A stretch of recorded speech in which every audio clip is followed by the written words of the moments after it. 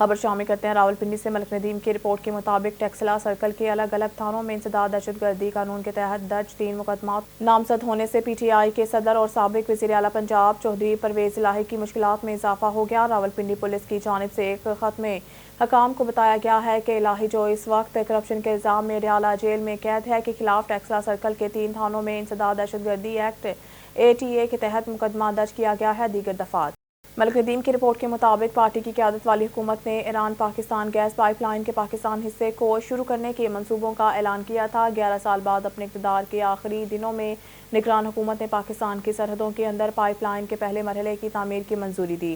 اس منصوبے کا مقصد کبھی بھی اس میں تاخیر نہیں کی گئی تھی۔ ایران سے گیس کی سپلائی 2014 میں شروع ہونے کی توقع۔ تھرڈ حقیقت پاکستان سیگمنٹ شروع کرنے کا معاہدہ 2013 میں اس وقت ہوا تھا جب ایران نے پاکستان سرحد تک پائپ لائن بچھا دی تھی۔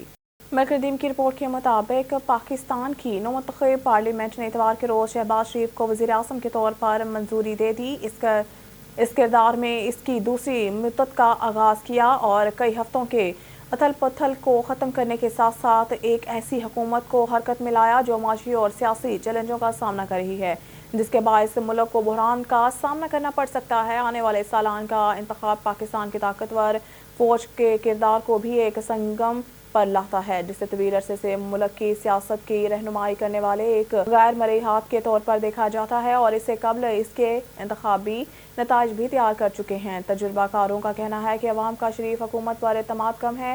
پاکستان دارالحکومت اسلام آباد میں مقیم ایک سیاسی تجربہ کار طلعت حسین نے حکومت کو کہا پیشگی نظر آ رہا ہے۔ ملک ندیم کی رپورٹ کے مطابق 20 سال سے قتل کے مقدمے مطلوب اشتہاری ملزم گرفتار۔ FIA انٹرپول کی بڑی کارروائی۔ سنگین جرائم میں مطلوب اشتہاری ملزم گرفتار۔ اشتہاری ملزم 20 سال سے پنجاب پولیس کو مطلوب تھا۔ ملزم کو سعودی عرب سے گرفتار کرکے اسلام آباد ایئرپورٹ منتقل کر دیا گیا۔ گرفتار ملزم عابد حسین تھانہ سودرا گجرانوالہ کو مطلوب تھا۔ ملزم کے خلاف قتل کی دفعات کے تحت سال 2004 میں مقدمہ درج ہوا تھا۔